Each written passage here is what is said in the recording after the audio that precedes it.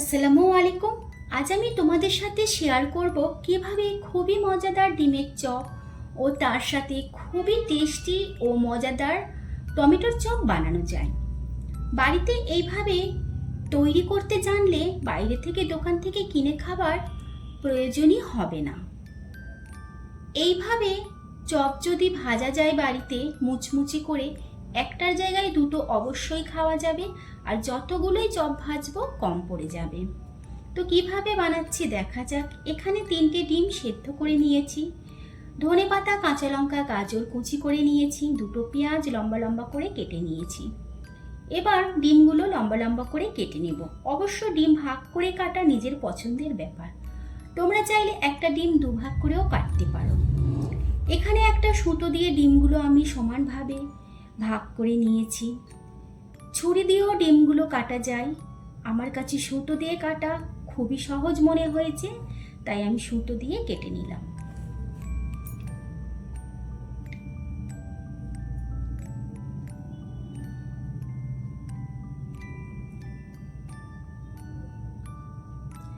এখন কুচি করে রাখা সবজির মধ্যে মশলা অ্যাড করব।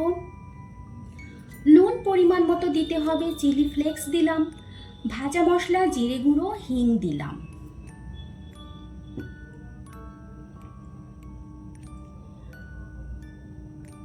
এবার চালের গুঁড়ো দিলাম এই চামচেরই মাপ করে 5 চামচ, আর তার সাথে দিলাম 1 চামচ বেসন।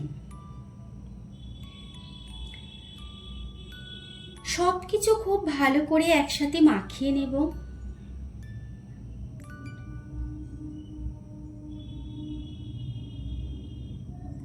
আর পানির দরকার হলে হাতের মধ্যে অল্প পানি নিয়ে দিলাম, তবে খেয়াল রাখবে পানি বেশি দেওয়া যাবে না। এবার আস্তে আস্তে এইভাবে মাখিয়ে নিতে হবে। ছোট একটা সেদ্ধ করা আলু দিলাম, আলু খুব ভালো করে মাখিয়ে নিলাম। এর মধ্যে হলুদ গুঁড়ো, লঙ্কা গুঁড়ো দিলাম। সবকিছু ভালো করে মাখিয়ে নিলাম, আর একটা শক্ত শক্ত ডো তৈরি করে নিলাম।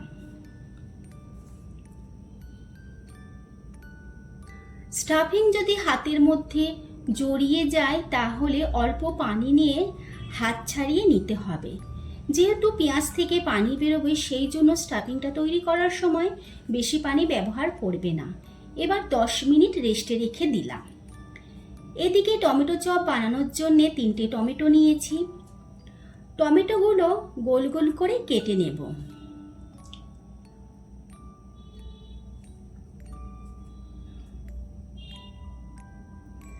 সবগুলো টমেটো একই মাপের কাটবো।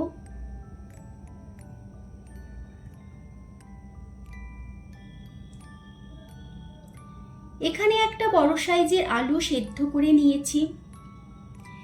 এর মধ্যে 1 চামচ করে লঙ্কা, হলুদ, পরিমাণ মতো নুন দিলাম, ভাজা জিরে গুঁড়ো দিলাম, আর ভাজা মশলাও দিলাম। ধনেপাতা, লঙ্কা, পেঁয়াজ কুচি করে দিলাম। এবার সবগুলো আলুর সাথে মাখিয়ে নেব।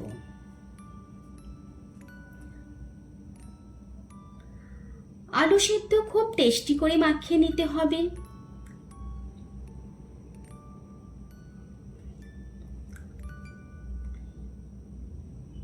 টমেটোর ওপর একটু নুন ছড়িয়ে দিলাম।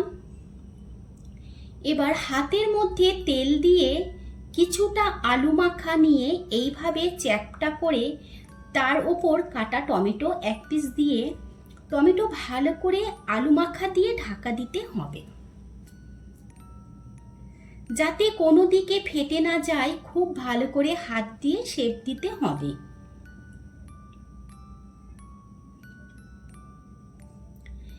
এবার আরো একটা করে দেখাচ্ছি।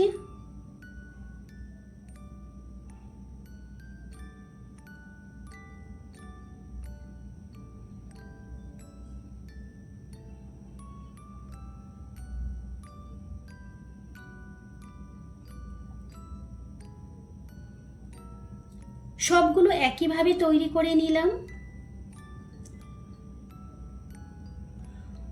টমেটো চপের জন্যে বেসনের ব্যাটার তৈরি করে নেব।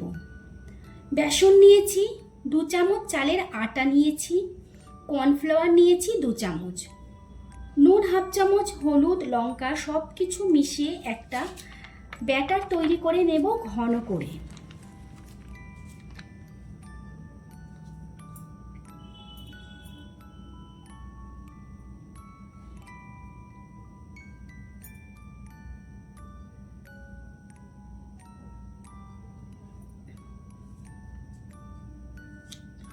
ব্যাটার খুব বেশি পাতলা করা যাবে না।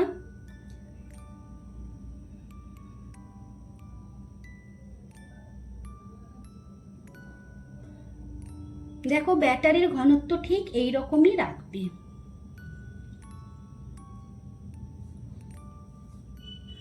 চপগুলো বানিয়ে তার উপর চালের আটা ছড়িয়ে রেখেছি চপগুলো ড্রাই থাকার জন্যে। এবার 10 মিনিট পর ডিমের চপ বানানোর জন্য যে স্টাফিংটা তৈরি করেছিলাম সেটা ভালোভাবে সেট হয়ে গিয়েছে। এবার এইভাবে হাতের মধ্যে কিছুটা স্টাফিং নিয়ে 1 পিস ডিম দিয়ে ভালো করে ডিমের চারপাশটা ঢেকে দিতে হবে।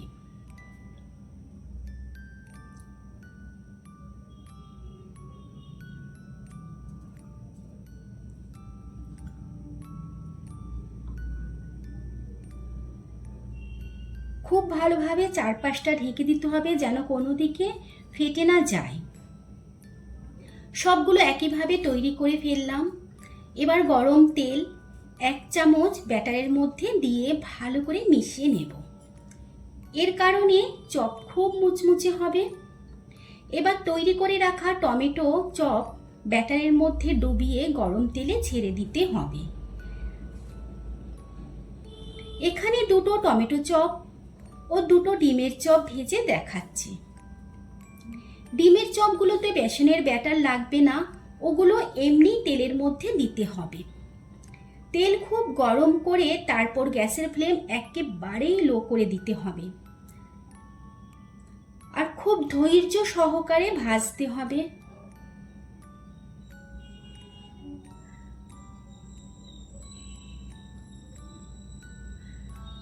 গ্যাসের ফ্লেম জোরে দিয়ে তাড়াহুড়ো করলে কিন্তু চপগুলো ভালো করে ভাজা হবে না। দেখো কত সুন্দর কালার হচ্ছে আর কত মুচমুচে ভাবে ভাজা হচ্ছে, দেখেই তো বুঝতে পারছো।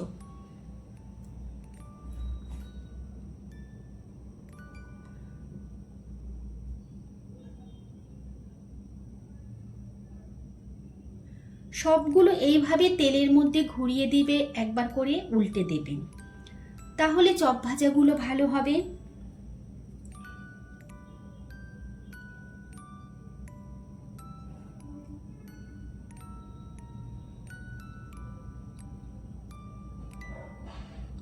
এবারে দেখো ডিমের চপ দুটো তুলে নিলাম, খুব সুন্দরভাবে ভাজা হয়ে গিয়েছে। আর টমেটোর চপ দুটো কতটা ফুলে উঠেছে গরম তেলের মধ্যে দেখেই বুঝতে পারছো। কালারও তেমনি সুন্দর হয়েছে, একেবারেই দোকানের মতো ভাজা হচ্ছে।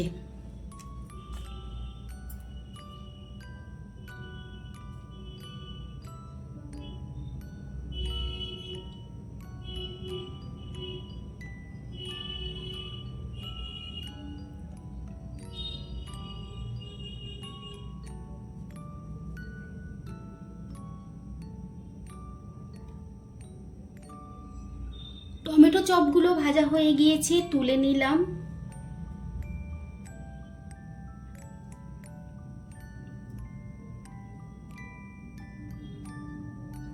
ঠিক একইভাবে সবগুলো চপ ভেজে তুলে নেব। বাড়িতে এইভাবে বানাতে পারলে দোকানের চপ কেনার প্রয়োজন হবে না। আর রোজার মাসে ইফতারিতে এইভাবে চপ বানিয়ে খেলে কোনো ক্ষতি নেই। তোমরা প্লিজ একবার হলেও ট্রাই করবে। আর এই রেসিপি যদি ভালো লেগে থাকে ভিডিওটি লাইক ও শেয়ার করবে। তোমাদের কাছে অনুরোধ রইল চ্যানেলটি সাবস্ক্রাইব করে পাশে থাকা বেল আইকনটি ক্লিক করে দেওয়ার জন্য।